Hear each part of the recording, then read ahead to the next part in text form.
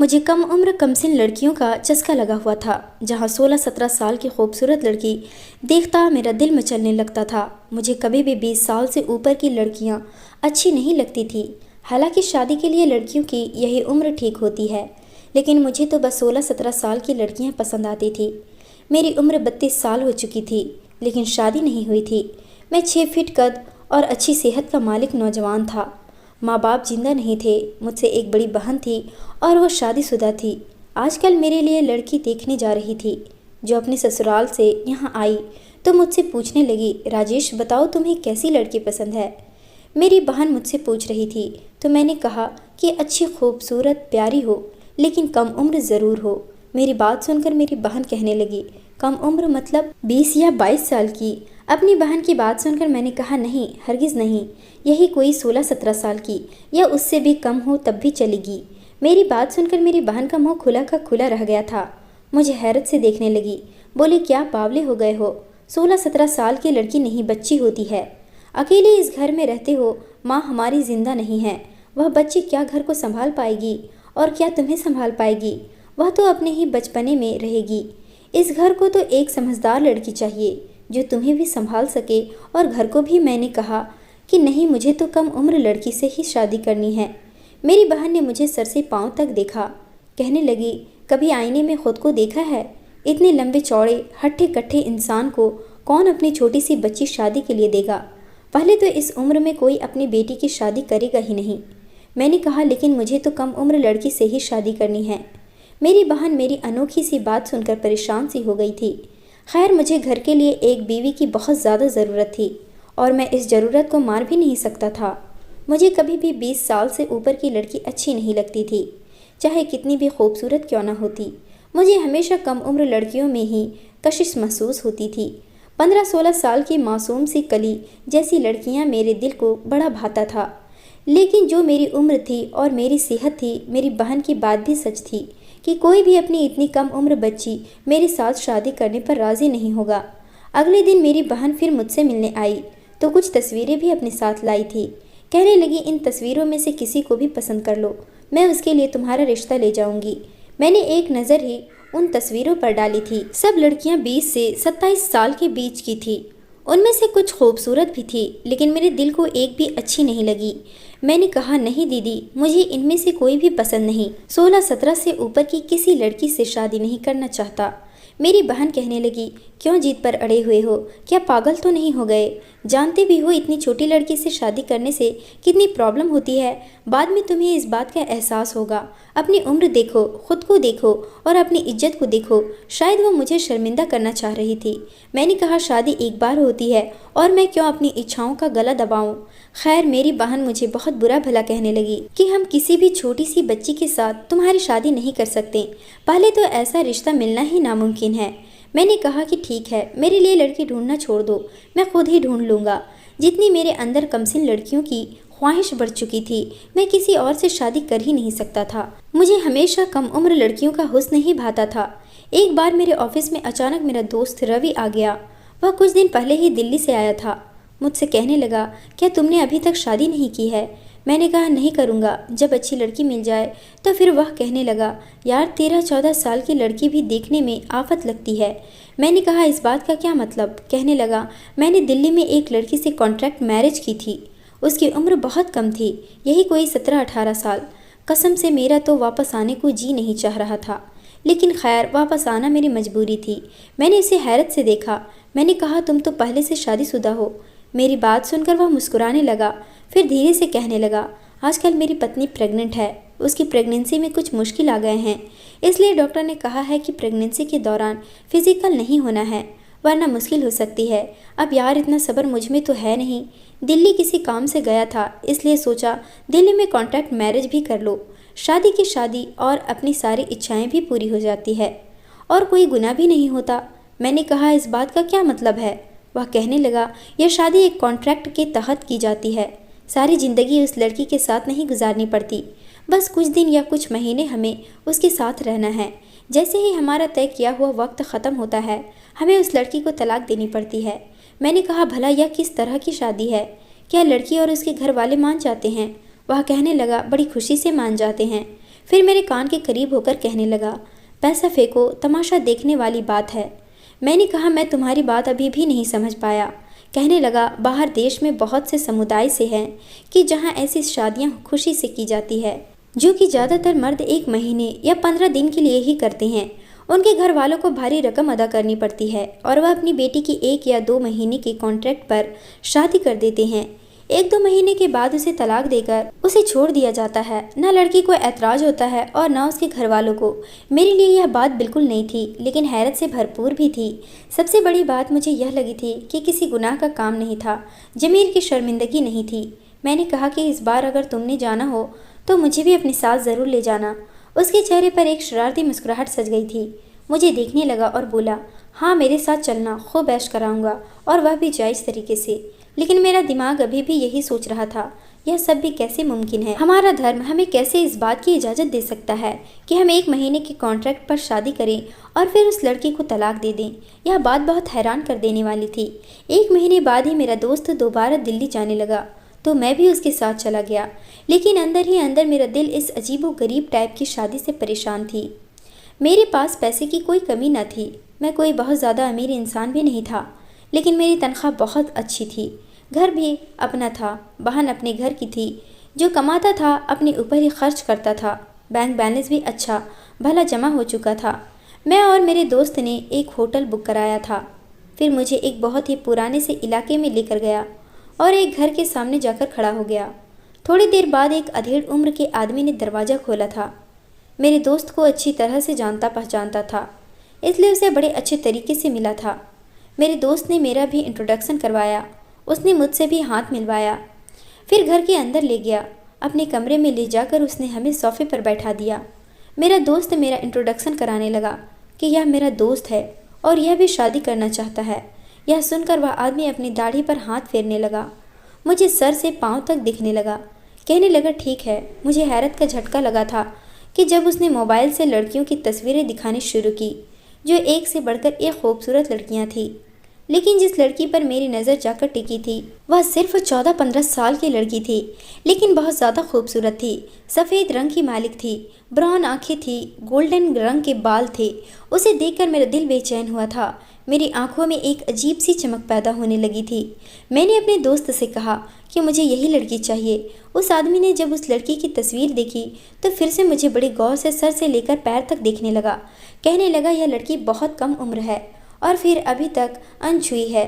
मैंने कहा, लेकिन मुझे इसी से शादी करनी है। वह कहने लगा, इसकी कीमत बहुत ज़्यादा है। मैंने कहा, मुझे मंजूर है। वह कहने लगा, 3 लाख लूँगा। मैंने कहा, मुझे मंजूर है। फिर पूछने लगा, कितने दिन के लिए शादी करोगे? यह बात सुनकर मैं कुछ देर सोचने लगा। मेरा दोस्त मेरे कान के पास आकर कहने लगा कि हम यहाँ 8 दिन से ज़्यादा नहीं रुक सकती। मैंने कहा, ठीक है, 8 दिन के लिए। मेरी बात सुनकर वह आदमी फ़ौरन मान गया। उसने उस लड़की के घर वालों को कॉल की। कुछ ही देर में एक औरत उस लड़की को लेकर वहाँ पहुँच गई। लड़की घबराई हुई सी लग रही थी। उसे देखकर तो मैं अपने होश खोने लगा था। मुझे ऐसी लड़की की ही तो तलाश थी। उसका खूबसूरत सा चेहरा देखकर मेरा दिल तो काबू से बाहर होने लगा था। उस आदमी ने हम दोनों की शादी करवा दी और एक कॉन्ट्रैक्ट पेपर पर साइन भी ले लिए थे, जिसके अनुसार मुझे कुछ दिन में ही उस लड़की को तलाक दे देनी थी। मैं उस लड़की को लेकर होटल में आ गया। वह बहुत घबराई हुई लग रही थी और उसकी घबराहट मेरे जज्बातों को और भी बेकाबू कर रही थी। वह लड़की बिल्कुल सादगी में थी। उसने अपने आप को बिल्कुल भी सजाया हुआ नहीं था, लेकिन सादगी में भी उसका हुस्न मुझे पागल कर रहा था। जैसे ही मैंने उसका हाथ अपने हाथ में लिया, उसके हाथ में कपकपाहट सी थी। जैसे ही मैंने अपने हाथ से उसके चेहरे और उसके होठों को छूना शुरू किया, वह लड़की बिदक कर मुझसे पीछे हुई थी। कहने लगी, प्लीज़ मेरे पास मत आना, मुझे डर लगता है। वह बहुत ज़्यादा डरी हुई थी और बहुत ही मासूमियत से कह रही थी। लेकिन जैसे ही मैंने अपनी शर्ट के बटन खोलने शुरू किए, उसके बाद जो बात उसने मुझे बताए, मेरे होश उड़ के रह गए थे। उसकी बात सुनकर मैं उसे छू नहीं सकता था। मेरा ज़मीर मुझे अंदर ही अंदर कचोट रहा था। मैं यह कौन सा पाप करने जा रहा था? क्यों मेरे अंदर इतनी ज़्यादा हवस भर गई थी कि मैं अपनी हवस छोटी बच्ची से ही मेरी आंखों से आंसू बह रहे थे। पूरी रात मेरी आंखों में गुजर गई थी। 8 दिन बाद मेरा दोस्त जब मुझसे कहने लगा कि उस लड़की को अब तलाक दे दो, तो मैंने इनकार कर दिया। मेरी बात सुनकर वह शादी कराने वाला आदमी भी मुझ पर गुस्सा करने लगा वह कहने लगा, तुम अपने कॉन्ट्रैक्ट से फिर रहे हो। मैंने कहा, तुम एक गैर कानूनी काम करते हो, वह भी छुप कर, ताकि पैसे कमा सको। इस उम्र में तुम क्या कुछ कर रहे हो? तुम्हारा राज खोल कर रख दूंगा तो तुम्हें जेल हो जाएगी, क्योंकि यह गैर कानूनी काम है। तुम सिर्फ पैसा कमाने के लिए कर रहे हो। मेरी बात सुनकर उसकी हवा निकल गई थी। वो कहने लगा, इसकी माँ मुझे नहीं छोड़ेगी, क्योंकि यह लड़की उसकी कमाई का इकलौता जरिया है। मैंने उसे कहा कि उसकी माँ को भी जेल हो सकती है। मेरी बात सुनकर उस आदमी ने मेरी शादी के पेपर मेरे हाथ में दे दिए। मैं उस लड़की को लेकर हिंदुस्तान आ गया, लेकिन जब मेरी बहन घर पर आई, उस लड़की को देखा तो मुझे बुरा भला कहने लगी कि तुमने बहुत बड़ा जुल्म किया है। क्या तुम्हें अपने देश में रिश्ता नहीं मिला था, जो तुम बाहर से जाकर इस लड़की को ले आए, और वह भी इतनी कम उम्र? मुझे तो लगता है तुम्हारी मत मारी गई है। मैंने अपनी बहन को कोई जवाब नहीं दिया और वो मुझे बातें सुनाकर वापस जा चुकी थी। वो लड़की दुबली पतली से खूबसूरत थी, वैसे ही जैसा कि मैं चाहता था। उसे अपना भी चुका था। मैं उसके दिल से अपना डर भी निकाल चुका था, हिंदुस्तान भी ले आया था। लेकिन जो बात उस लड़की ने मुझसे कही थी, मैं चाहकर भी उसे छू नहीं सकता था। उसका नाम सेजल था। फिलहाल मैं उसका सिर्फ ख्याल रखता था। बहुत जल्द ही वह मुझसे घुल मिल गई थी। मैं शाम को जब अपने ऑफिस से वापस लौटता तो कभी उसके लिए आइसक्रीम ले आता था और कभी खाने पीने का दूसरा सामान। यह देखकर बहुत खुश होती थी। वह सिर्फ 15 साल की थी और उसे खाना बनाना नहीं आता था, तो घर आकर मुझे खाना भी बनाना पड़ता था। लेकिन एक दिन वो मेरे साथ किचन में खड़ी हो गई। कहने लगी, आप मुझे बताएं कैसे बनाते हैं, मैं भी खाना बनाना सीख लूँगी। धीरे धीरे मैंने उसे खाना बनाना भी सिखा दिया था। उस लड़की ने 8 क्लास तक पढ़ी हुई थी। मैंने उसे आगे स्कूल में दाखिला करवा दिया। जब भी वह स्कूल से घर वापस आती तो मुझे अपने स्कूल की सारी बातें बताती थी। अब मैं खामोशी से उसकी बातें सुनता था। मैं नहीं चाहता था कि उसकी सौतेली माँ कम उम्र में उसके साथ क्या कर रही थी। मैं उसे दोहराता, वो मेरी बहुत इज्जत करने लगी थी। धीरे धीरे मेरे बहुत से काम भी कर देती थी। कई बार उसे सोते हुए देखता तो मेरे दिल में उसे पाने की ख्वाहिश होती थी, लेकिन उसकी कम उम्र को देखकर मैं अपनी इच्छा को अपने दिल में ही दबा लेता था। लेकिन वह अपने बचपने में मेरे साथ कभी कभी ऐसी हरकतें कर जाती कि मेरे अंदर उधम मच जाती। उसने 10 क्लास में फर्स्ट ग्रेड से पास किया था और उस पर इतनी खुशी थी कि मेरे गले लग गई। कहने लगी, राजेश जी आप बहुत अच्छी हैं, पता है पूरे स्कूल में सबसे ज़्यादा मेरे नंबर आए हैं। मेरे सीने से लगी वह मेरी धड़कनों को तेज कर गई थी। वह अब 17 साल की हो गई थी और पहले से भी ज़्यादा हसीन हो गई थी।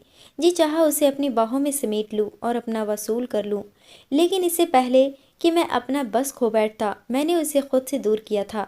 मैंने कहा, चलो आओ, तुम्हारे पास होने की खुशी में तुम्हें खाना बाहर रेस्टोरेंट में जाकर खिलाता हूँ और शॉपिंग भी कराऊंगा। वो खुश हो गई। समय गुजरने लगा था। वह कॉलेज में आ गई थी। मैं किसी रक्षक की तरह से उसकी रक्षा करता था। 5 साल बीत गए थे। वो 20 साल की हो गई थी। वह अपनी पढ़ाई पूरी कर चुकी थी और मैं 37 साल का हो चुका था। सर के बालों में अब चांदी से उतरने लगी थी। लोग मुझे सेजल का पति कम और बाप ज़्यादा समझते थे। अक्सर मैं उसे कॉलेज छोड़ने या लेने जाता तो उसकी सहेलियां मुझे अंकल अंकल कहती, और जब मैं उनकी इस तरह की बातें सुनता तो मुझे अपने अंदर एक अजीब सा एहसास होने लगता। सेजल और भी ज़्यादा हसीन हो चुकी थी। अब तो मेरे सारे काम करने लगी थी, लेकिन आजकल उसकी हरकतें मुझे बड़ी अजीब लगने लगी थी। अक्सर किचन में काम करते हुए गुनगुनाती रहती थी। उसके चेहरे पर मुस्कुराहट फैली रहती थी। अपनी आंखों में काजल भी गहरा लगाने लगी थी। एक बार मैं सुबह देर से उठा था। वह कमरे में नहीं थी। मैं बाहर आंगन में गया तो उसके हाथ में एक नॉवेल था जिसे वह पढ़ रही थी। मैं उसके पास पहुंचा तो वह बुरी तरह से घबराई थी। फौरन से उसने अपना नॉवेल अपने हाथ में दबोचकर पीछे छुपा लिया। मैंने कहा, सेजल क्या पढ़ रही हो? वो नर्वस से मुझे देखने लगी। कहने लगी, कुछ नहीं राजेश जी। मैंने कहा, मुझे दिखाओ। मैंने अपना हाथ उसकी तरफ बढ़ाया, लेकिन वह ना में सिर हिलाते हुए कमरे में भागकर चली गई। ऐसा पहली बार हुआ था कि सेजल ने मुझसे कुछ छुपाया था। मेरा दिल पहली बार बेचैन हुआ था। क्या छुपा रही थी वो मुझसे? लेकिन मैं चाहकर भी उससे पूछ नहीं सका। एक बार मैं ऑफिस से जल्दी ही घर लौट आया। मैं घर आया तो सेजल उस वक्त छत पर थी, शायद धुले हुए कपड़े ऊपर डालने गई थी। मैं भी ऊपर आ गया, लेकिन जो मंजर मैंने देखा, मेरा दिल धड़कना भूल गया था। वह बराबर वाली छत पर खड़ी लड़की से हंस हंस कर बातें कर रही थी। वह सेजल से कह रही थी कि उसका भाई काफ़ी हैंडसम है और सेजल को पसंद भी करता है। हम तुम्हारे पापा से तुम्हारा रिश्ता कब मांगने आए? सेजल हंसने लगी, फिर कहने लगी, ऐसा मुमकिन नहीं है क्योंकि राजेश मेरे पापा नहीं। यह सुनकर वह लड़की कहने लगी, वह बूढ़ा तुम्हारा पति कैसे हो सकता है? अरे तुम्हारे बाप की उम्र का है वो, मैं तो उसे तुम्हारा बाप ही समझ रही थी। सेजल, यह तो तुम्हारे साथ बहुत बड़ा जुल्म है। मेरा भाई तुम्हें बहुत चाहता है। मुझसे अब शायद और कुछ सुनने की हिम्मत नहीं थी, इसलिए मैं नीचे उतर आया। अपनी कमसिन पत्नी के चेहरे पर फैलने वाले खूबसूरत रंगों की वजह मैं जान चुका था। मुझे आज अपने किए गए फैसले पर पछतावा हो रहा था। मेरी बहन शायद सच कहती थी। मुझे अपनी उम्र की लड़की से शादी करनी चाहिए थी। मैं मरे मरे कदमों से अपने कमरे में आ गया। आईने के सामने खड़ा हो गया। खुद को गौर से देखा तो मुझे अपने आप सेजल का पति कम और उसका बाप ज़्यादा लग रहा था। या फिर शायद जो बातें मैं ऊपर सुनकर आ रहा था उसकी वजह से मैं अपनी उम्र से कुछ ज़्यादा ही बड़ा लगने लगा था। नहीं तो मेरे सारे दोस्त मुझसे कहते थे कि यार, इस उम्र में भी तुम अच्छे अच्छे नौजवानों को फेल करते हो। लेकिन अब मुझे उनकी सारी बातें मजाक लगने लगी थी। मैं अभी अपनी सोच में ही गुम था कि जब सेजल कमरे में आई, मुझे देखकर रुक गई। शायद मुझे समय से पहले कमरे में देखकर डर गई थी। अपने सीने पर डर से हाथ रखा, फिर मुझे गौर से देखकर रिलैक्स हो गई। कहने लगी, आप हैं राजेश जी। मैं तो डर गई थी कि पता नहीं कमरे में कौन आ गया है। आज जल्दी कैसे आ गए? मैंने कहा, सेजल मैं थक गया हूँ। मेरे टूटे हुए शब्दों पर वह मेरे पास आई। कहने लगी, तो क्यों करते हैं इतना काम, कुछ दिन की छुट्टी ले लें। मैंने कहा, यही सोच रहा हूँ कि अब छुट्टी ले लूँ। वो कहने लगी, हाँ तो ले ले, अच्छा है।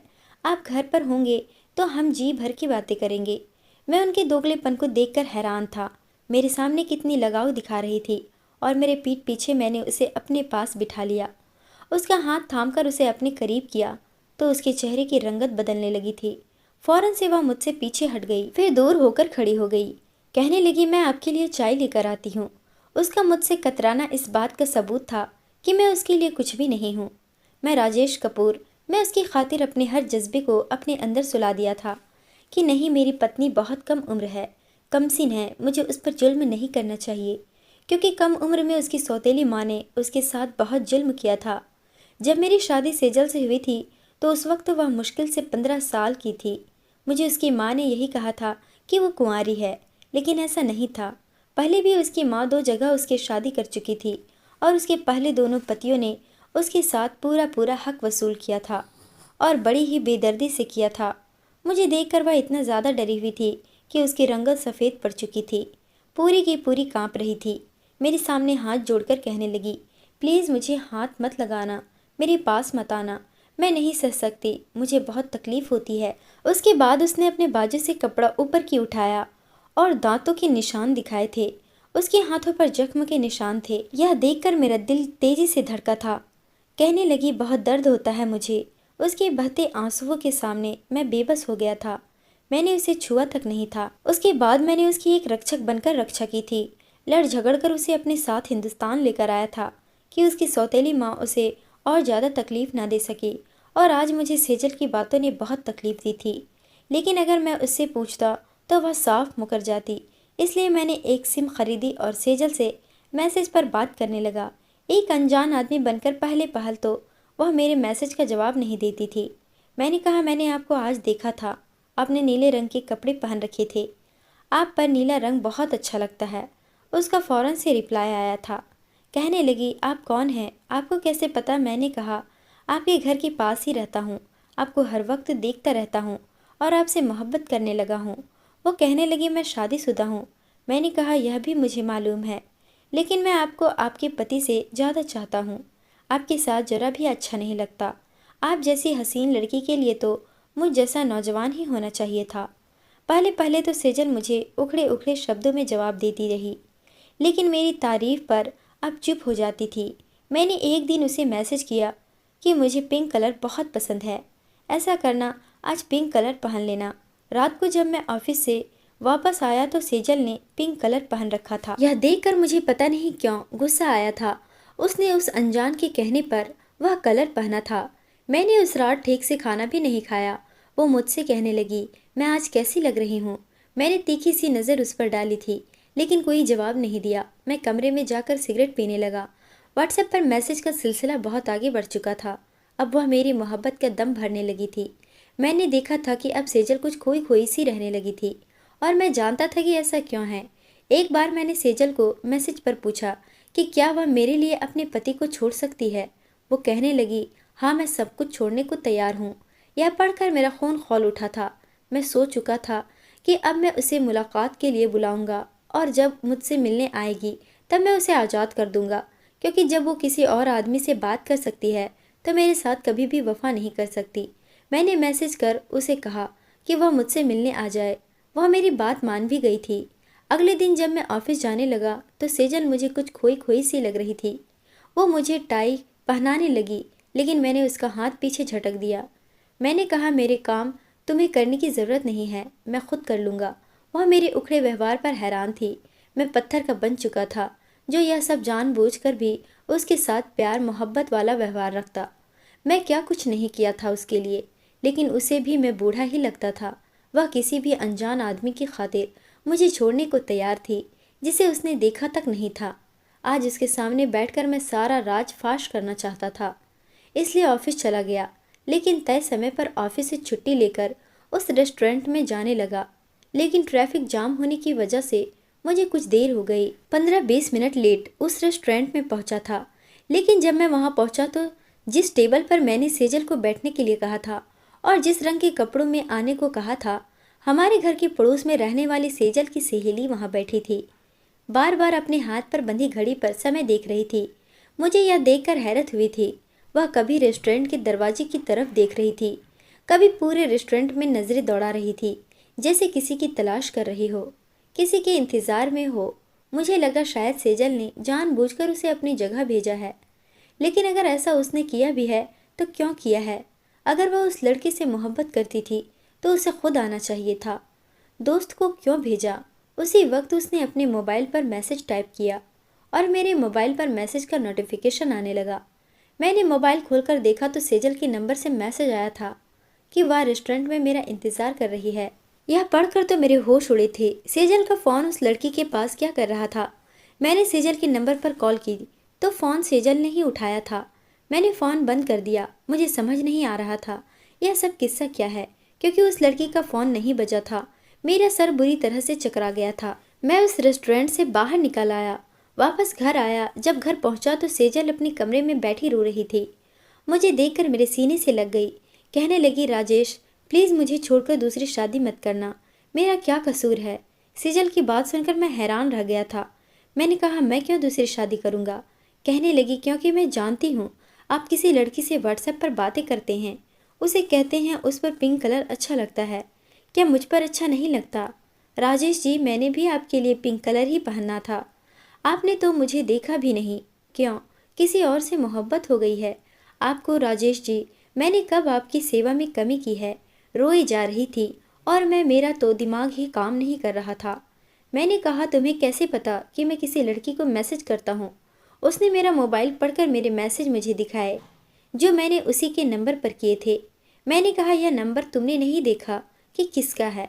कहने लगी, मुझे क्या पता राजेश जी किसका है, होगा उसी लड़की का। मैंने उस नंबर पर कॉल की तो घंटी सेजल के मोबाइल पर बजी थी और यह देखकर वह हैरान हुई थी। मैंने कहा, मैं बस तुम्हें देखना चाह रहा था कि तुम मुझे छोड़कर किसी और से मोहब्बत तो नहीं कर लोगी। यह सुनकर वो रोने लगी। कहने लगी, मैं आपके अलावा किसी के बारे में सोच भी नहीं सकती। आप मेरे लिए क्या है मैं आपको बता नहीं सकती। अगर आप ना होते तो मैं आज यहाँ इज्जत की ज़िंदगी नहीं जी रही होती। आज भी शादी के नाम पर मेरी माँ मेरे साथ सौदेबाजी कर रही होती। मैं क्यों ऐसा करूँगी? मैंने कहा, तुम्हारे नंबर पर व्हाट्सएप कौन यूज़ कर रहा है? वो कहने लगी, निशा। मैंने कहा, कौन निशा? वो कहने लगी, हमारी पड़ोस में जो लड़की है। मुझे तो व्हाट्सएप की ज़रूरत नहीं थी, उसे व्हाट्सएप के लिए नंबर चाहिए था, इसलिए मैंने उसे दे दिया। यह सुनकर मैं सारी बात समझ गया था। जो कुछ हुआ था गलतफहमी के कारण हुआ था।